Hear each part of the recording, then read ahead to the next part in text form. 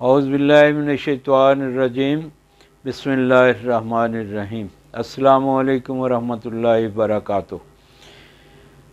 आजकल देखने में आ रहा है कि घरों की खुशियां जो हैं वो नापीद होती जा रही हैं। घरों में अक्सर लड़ाई झगड़े और परेशानियों ने डेरा डाल रखा है। उसकी बहुत सारी वजूहात हैं, जहाँ पे इसकी बहुत सारी वजूहात इकनॉमिकली भी हैं तो फिज़िकली भी हैं। मैं आज जो वजूहात फ़िज़िकली हैं उन पे बहस करूँगा इंशाअल्लाह ताला, और कोशिश करूँगा कि अल्लाह पाक आपके घरों की खुशियों को लुटा दें। फ़िज़िकली से मेरी मुराद है कि एक तो उसमें सबसे अहम बात जो है मियाँ बीवी के दरमियान रिलेशनशिप है। जब उनका मियाँ बीवी वाला रिलेशन उसमें खलल आता है तो उसमें कबाहतें पैदा होनी शुरू हो जाती हैं, उसमें शिकवे शिकायत पैदा होने शुरू हो जाते हैं।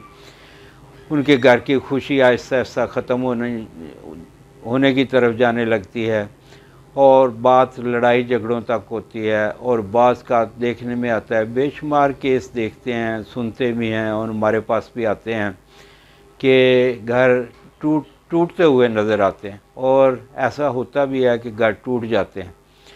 मैं कोशिश करूँगा कि ऐसा नुस्खा आपकी खिदमत में पेश करूँ कि जिसके इस्तेमाल से अल्हम्दुलिल्लाह ये रिश्ता और भी मज़बूत हो जाए। जितना रिश्ता ये मज़बूत होगा उतना ही आपस में मियाँ बीवी का प्यार बढ़ेगा। ये देखो, ये अल्लाह पाक की एक अता है, ये कोई दुनियावी बात नहीं है, ये कोई ऐसा मामला नहीं है, ये हमें अल्लाह और अल्लाह के हबीब अलैहिस्सलातु वस्सलाम की तरफ से अता हुआ है। और इसको जितना खुशगवार बनाएंगे उतना ही, देखें मियाँ बीवी का मिलना अल्लाह को इतना पसंद है कि इसका स्वाब बुज़ुर्गान दीन बताते हैं कि बहुत ज़्यादा है और अल्लाह की खुशी का सबब बनता है। लेकिन मुलाकात सिर्फ़ अल्लाह के लिए हो या हसूल औलाद के लिए हो। हमारे सोचने का अंदाज़ बदल गया है। हम मिलते हैं तो अपनी सेक्स मिटाने के लिए। देखें, सेक्स तो एक हिस्सा है उसका, सेक्स तो आपकी मिटे ही मिटेगी, लेकिन आपकी नीयत पे ये डिपेंड करता है कि आप अगर अल्लाह के हुक्म के लिए, अल्लाह के हबीब अलैहिस्सलातु वस्सलाम के हुक्म के लिए बीवी से मिलते हैं और ये वजीफ़ा करते हैं तो अल्लाह और अल्लाह के हबीब खुश होते हैं। उस पर आपको इनामात फरमाए गए हैं।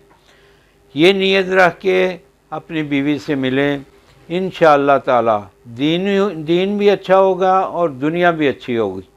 हाँ, अगर उसमें कोई कमज़ोरियाँ हैं, आम तौर पे देखा गया है कि मर्दों में कमज़ोरियाँ ज़्यादा हैं, ख़वातीन में भी कमज़ोरियाँ हैं, लेकिन उसकी मिक़दार बहुत कलील है। मुझे अरसा दराज हो गया हिकमत के शोबे में आए हुए, और अल्हम्दुलिल्लाह ऐसे बेशुमार हज़ारों मरीज़ मेरे पास आते हैं। अल्लाह की रहमत से, सब अल्लाह की रहमत से अल्लाह उनको शफ़ा अता फरमाते हैं। मैं सिर्फ़ एक बहाना बनता हूँ। किसी दवाई में, किसी हकीम के पास, किसी डॉक्टर के पास कोई शफ़ा नहीं है। शफ़ा सिर्फ़ अल्लाह पाक के पास है। ये हम इलाज करते हैं तो इसको सुन्नत समझ के करते हैं। मुझे अक्सर फ़ोन आते हैं या मरीज़ आते हैं कि हकीम साहब आप जो दवाई देंगे क्या इसकी गारंटी है?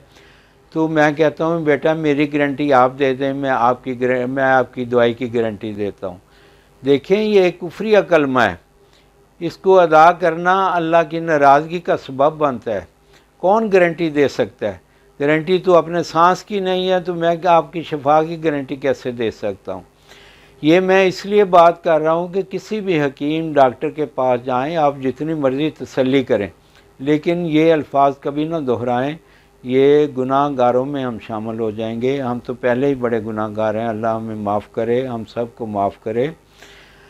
तो कोशिश ये करनी चाहिए कि किसी अच्छे तबीब के पास जाया जाए जो अपने हिकमत की डिग्री उसके पास हो, गवर्नमेंट से क्वालिफाइड हो, और वो अच्छे तरीके से आपको गाइड कर सके। आजकल देखने में आ रहा है कि ये यूट्यूब्स हैं या वो दूसरे कोई भी चैनल्स जैसे फेसबुक वगैरह, ये वो नुस्खों से भरी पड़ी हैं।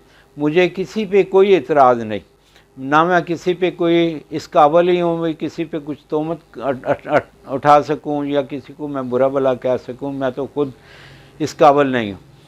लेकिन मैं ये उन हुक्मा से भी गुजारिश करूँगा और पढ़ने लिखने वाले जो फेसबुक देखते हैं, जो यूट्यूब देखते हैं, उनसे भी गुजारिश करूँगा कि हर नुस्खा जो है वो काबिल अमल नहीं होता है। मेरे पास ऐसे मरीज़ आते हैं जो इन नुस्खों की वजह से अपनी बीमारी को बढ़ा के मेरे पास आते हैं।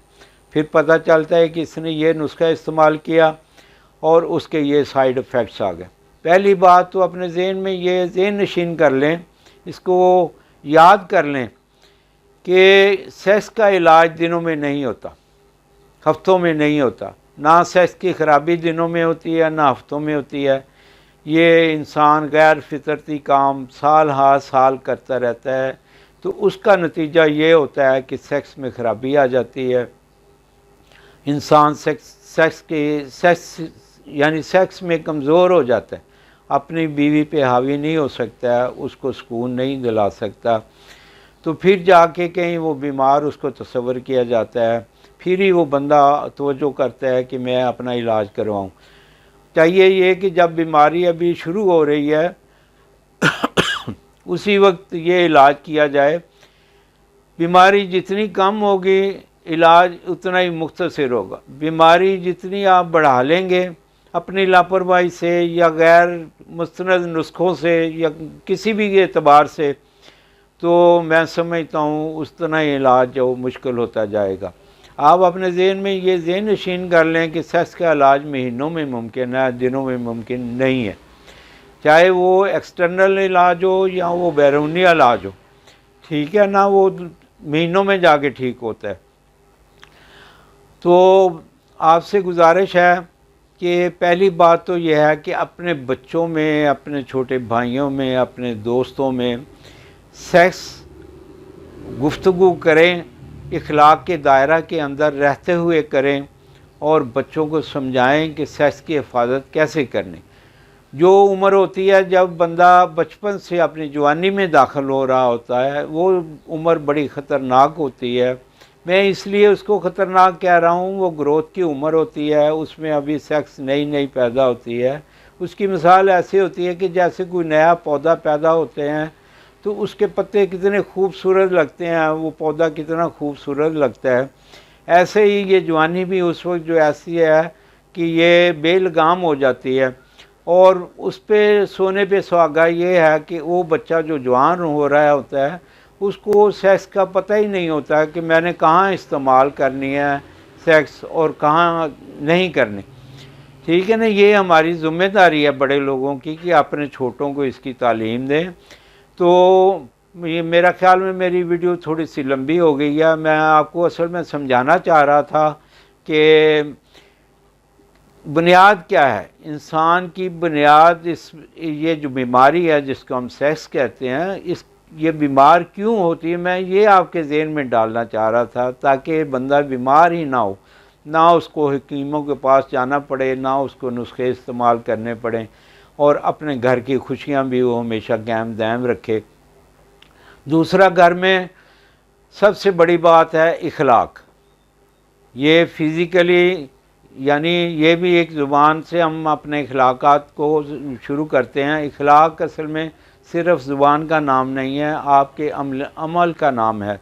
ज़िंदगी में हर अमल कि आप क्या रवैया इख्तियार करते हैं अपने बच्चों के साथ, अपनी बीवी के साथ, अपने अहले खाना के साथ, अपने रिश्तेदारों के साथ, उसके लिए मैं आपसे गुजारिश करूँगा आप हुज़ूर अलैहिस्सलातु वस्सलाम की तालीमात को देखें।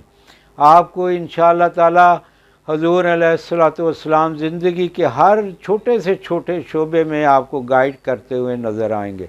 तो अपनी कागज़ और पेंसिल को तैयार रखें। मैं अभी एक नुस्खा पेश करता हूँ, उसको बनाएं और मेरे लिए दुआएं करें। इंशाअल्लाह आपकी ज़िंदगी में खुशी आ जाएगी। लेकिन ये ना समझें कि ये मैं एक चम्मच खा लूँगा तो मैं बिल्कुल बबर शेर बन जाऊँगा, ठीक हो जाऊँगा। आपने बबर शेर होने के लिए दवाई नहीं खानी, आपने सेहतमंद होने के लिए दवाई खानी है। इसको रेगुलर खाएं और लंबा अरसा खाएं, ठीक है। हर बंदे की बीमारी मुख्तलिफ है, कुछ महीनों से बीमार है, कुछ सालों से बीमार है, कोई उससे ज़्यादा सालों से बीमार है। वो अपनी बीमारी के मुताबिक उसका दौरानिया लंबा करें। तो लिखें बदारा कंद